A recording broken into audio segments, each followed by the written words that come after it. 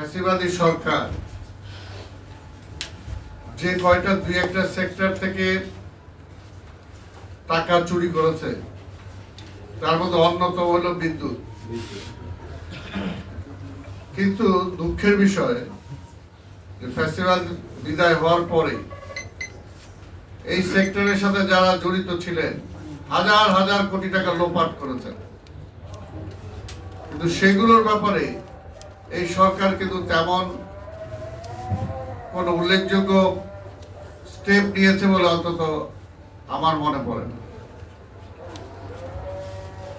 কিন্তু এটা খুবই উচিত ছিল। বাংলাদেশের সবচেয়ে বড় অর্থনৈতিক ক্ষতিগ্রস্ত হয়েছে আমি মনে করি যে আজকে বিদ্যুৎ সেক্টরে। জানে তারা বিদ্যুৎ সেক্টরে লাইসেন্স দিয়েছে, বিশেষ করে নিজের পরিবার নিজের আত্মীয় স্বজন তাদেরকে দিয়েছে, ভারতকে দিয়েছে। যেটা আমরা বলেছি আজকে এটা সত্য যে জনগণ কিন্তু এটা দ্বারা এফেক্টেড। আমার স্ত্রী আমাকে বলে যে আগে যে জায়গায় 2000 টাকা বিল দিতাম, তিনটা বাড়িতে 6000 বা 10,000 টাকা বিল দিতাম, এখন তো সেটা 1 লাখ টাকার উপরে চলে যায়। 3টা মিটারে 3টা বাড়িতে, আলাদা বাড়িতে।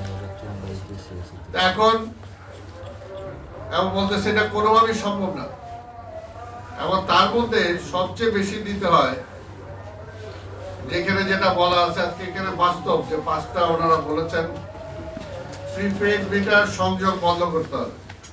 আসলে এই প্রিপেড মিটার আসার পরে জনগণের অবস্থা একেবারে নাজেহাল। এমনি জনগণের নিত্য প্রয়োজনীয় দ্রব্য কিনতে যে তার বাজার করতে যে মাথার চুল এমনি নাই, তার মধ্যে বিদ্যুতের সমস্যা। এবং এটা একটা নেসেসিটি যে বিদ্যুৎ ছাড়া থাকা যায় না। কিন্তু বিদ্যুতের ভর্তুকি গুলো জনগণের উপরে আসতেছে। এখান থেকে সরকার তুগলকি কাণ্ডের মতো সেখান থেকে টাকা নিয়ে যাচ্ছে। বিদ্যুৎ ব্যবহার না করলেও, উৎপাদন না হলেও তাদেরকে বসে বসে টাকা দিতে হচ্ছে। সেই বিষয়গুলো কিন্তু ফ্যাসিবাদের আমলে বারবার আমরা বলেছি, কিন্তু কোনো সুরা হয় নাই। সবাই আশা করেছিল যে তত্ত্বাবধায়ক সরকার আসার পরে অন্তত এই ব্যাপারে কঠিন কোনো ব্যবস্থা নিবে, কিন্তু আমাদের চোখে পড়ে নাই যে তেমন ব্যবস্থা তারা নিয়েছেন। ডিমান্ড চার্জ মিটার ভাড়া বাতিল করতে হবে, স্ল্যাব পদ্ধতির বিল বাতিল করে 200 ইউনিট পর্যন্ত ফ্ল্যাট পদ্ধতিতে বিল নিতে হবে, রেন্টাল কুইক রেন্টাল সহ বিদেশ থেকে বেশি দামে বিদ্যুৎ ক্রয় বন্ধ করতে হবে। এই দাবিটা এখনো কেন করতে হয়? এই দাবিটা কেন এখনো করতে হয় আমরা বুঝি না। এই সরকার আজকে সংস্কারে ব্যস্ত।